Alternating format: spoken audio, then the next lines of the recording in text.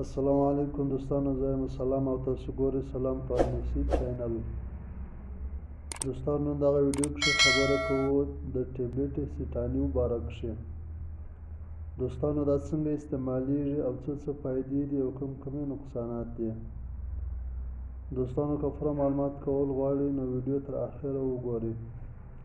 د ټول دوستانو څخه درخواست دی چې سلام فارمیسي چینل سبسکرایب، ویډیو لایک او شیر کړئ. دوستانو، ټیبلیټ سټانیو زما سره موجود دی. فارموله یې د اسیټالوفرام.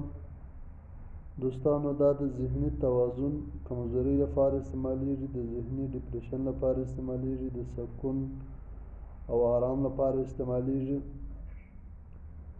دوستانو، دا به نیمه ګولۍ تر 2 هفتې پورې روزانه استعمال کړئ له خوراک وروسته. که سهار د چای وروسته استعمالولی شئ هم صحیح دی، او که د شپې چې پرېوځي هغه ټایم استعمالوي هم استعمالولی شئ.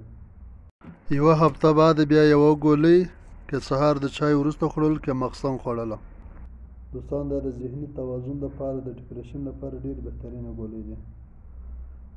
تاوانونه د دې ګولۍ څه دي؟ دوستانو، دا ګولۍ اول 3-4 ورځې خوب زیاتوي، نارامي راولي، بدن مړتیا راولي.